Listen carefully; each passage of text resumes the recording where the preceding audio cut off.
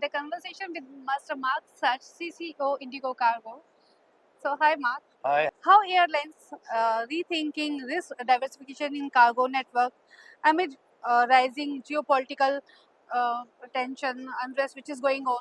It seems that the world is ebbing and flowing to tensions and geopolitical problems the whole time.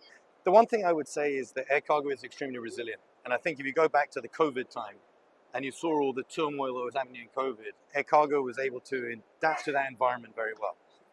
Post-COVID, you then had an issue in the Red Sea. Look how we reacted to that. There was lots of changes in schedules and freighters, in all sorts of routings of cargo.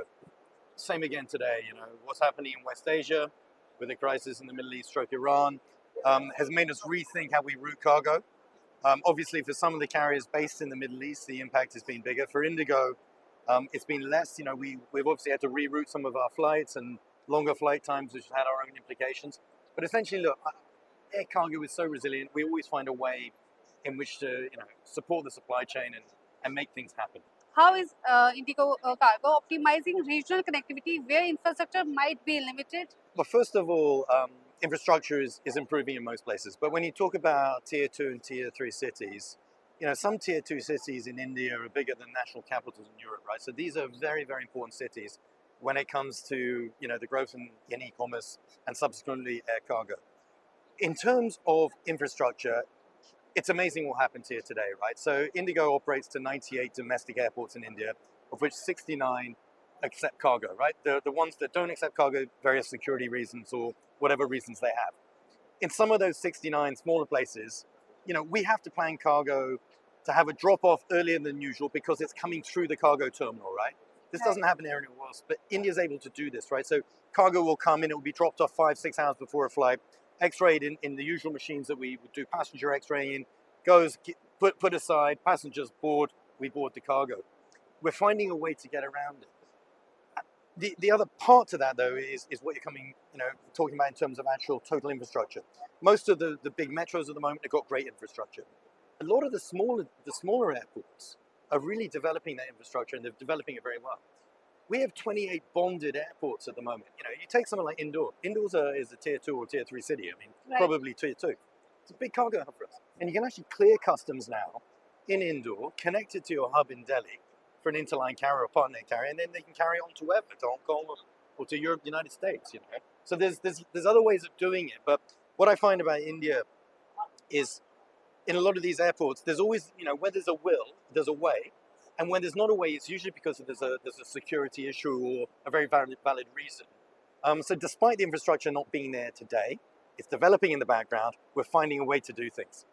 How you're managing the capacity which is coming towards air cargo from sea because of the unrest which is going on? Ocean and air, I think are two very, very sort of different categories, right? The thing about air freight, it's all about speed, reducing dwell time.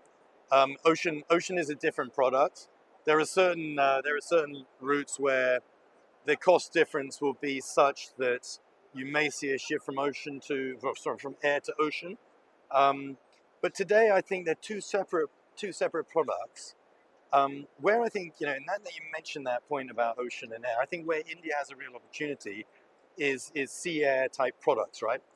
You've got Navi Shivapur, pretty close to Navi Mumbai. I think, eventually there's going to be a very good, I think, connect you can have between air and ocean. Because the other thing I've always said about India, you take a map of India, right, and you look at where India is in the world, it's bang in the middle between east and west. It's beautifully located as a transition hub. And that transition can be ocean to ocean, air to air, ocean to air. Will the A350 change IndiGo cargo position compared with today's narrow body heavy network? The A350 from a cargo point of view is going to be a game changer. I've often said internally to my team, from a passenger point of view, when you go from a narrow body to a wide body, hey, you're kind of growing the size. For us, we're going from loose cargo to pallet cargo.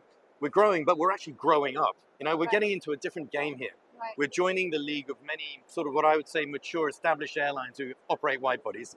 And for cargo, that's really important. And another, I think, interesting fact, we operate 3 A321 freighters, okay? We operate some domestic and some around the region.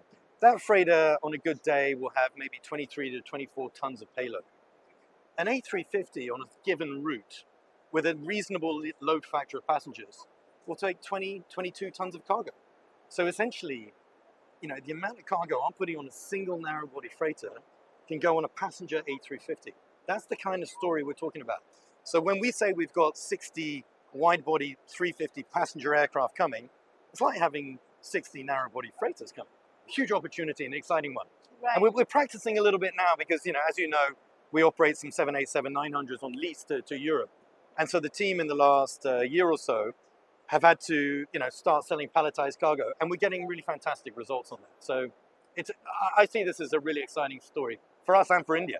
Electronic air bill. Yeah. What is a sort of acceptance or reluctances to accept that from freight forwarding industry? Well, actually, I don't think there's a huge reluctance nowadays. In my previous company, which was a big freighter and a big cargo airline, right? They were actually the first many years ago to become 100% 𝐸-Airway bill. And at the time, there was a bit of a worry that there would be some kind of reluctance, but actually, very quickly they transitioned. Why is IndiGo not in that space yet? It's very simple. The majority of IndiGo's cargo today is still domestic. This is going to change massively as we get the A350. But if you look at most of our cargo today, it's really around domestic. The domestic way of acceptance of carriage is very different to international. It hasn't become 𝐸-Airway bill compliant yet, right? But we're moving there.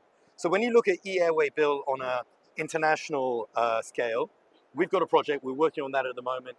It's a matter of getting our systems aligned and going live on that, which shouldn't be too long. Right. When it comes on domestic, there's actually a different way of accepting cargo. But actually on domestic, there's less paperwork, there's no customs.